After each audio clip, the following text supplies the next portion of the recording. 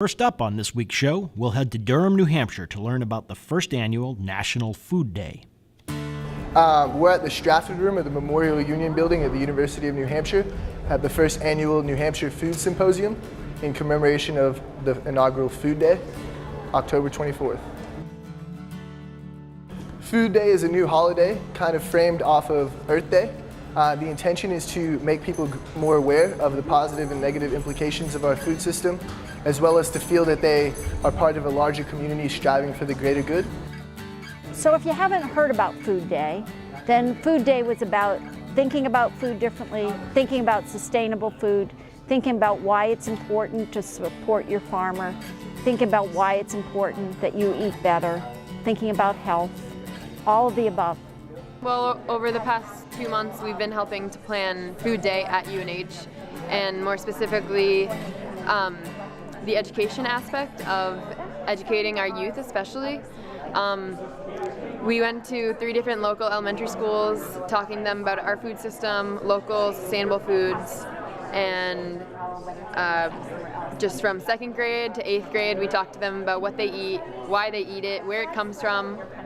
Just getting the conversation going, thinking about their food system, thinking about their daily choices that support their whole environment. We had a series of Food Day activities since September 21st. This was the ending event that brought together students, community, and faculty to talk about transforming our food system. What does it mean to transform the food system? It means to think about it differently, not to take your food for granted. To think about the farmer, think about how it's produced, think about who has access to it, is it produced fairly? So from farm to fork to health and nutrition outcomes with social justice as a major part of all of it. And it's a way of thinking about food so that you're thinking of it as an agricultural act, as Wendell Berry would say. So you start thinking about, as you eat, what difference can it make depending on the foods that you choose.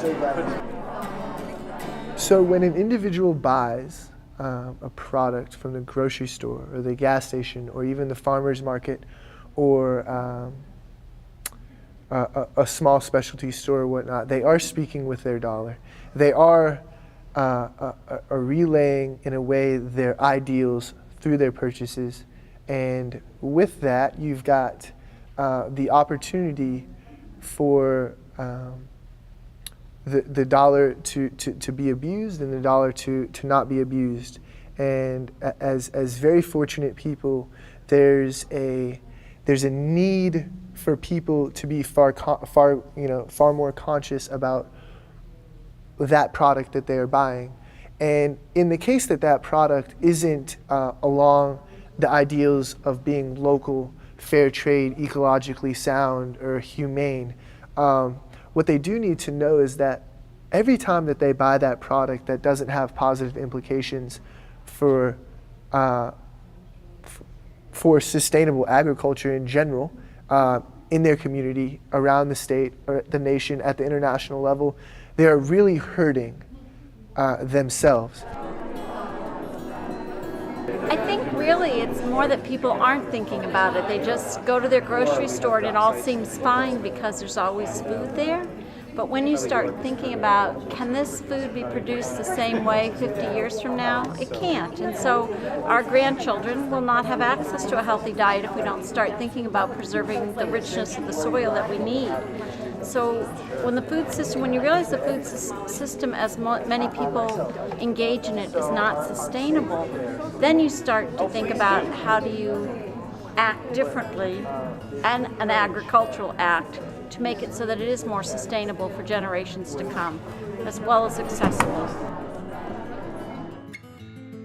In my job at UNH, one of my principal jobs is to train UNH dietetic interns. So these are graduate students who are going to be trained in the field of nutrition.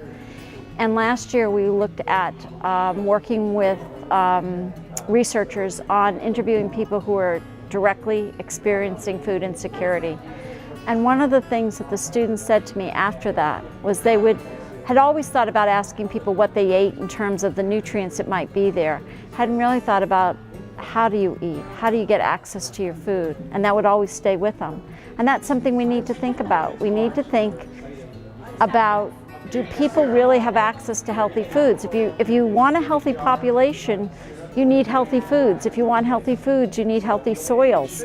So when you go to healthy soils, healthy foods, healthy people, and that also begs the question, though, of healthy economy, because poverty is the #1 reason that people can't eat well. Doesn't mean if you have money you're eating well.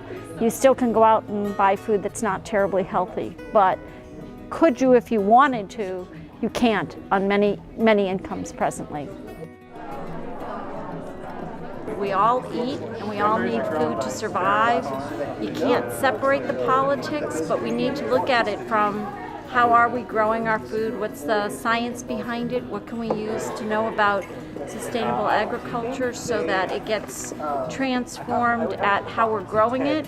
It also is important to think about who has access to food, not just in an emergency food situation, but do we have livable wages so people can access food? I mean, a lot of people think food system work is about in an emergency, or if you're poor, how are we going to get you your food? We need to think big. We need to think about how are we going to have jobs so people aren't as poor. How are we going to have neighborhoods that have access to healthy foods? Our food system, the way it has developed, and the way it has developed has happened over the past 50 years. In 1950, a plate of food had as much nourishment as 6 plates of food today. All this has happened in 50 years. I'm confident that in my lifetime it can all be reversed.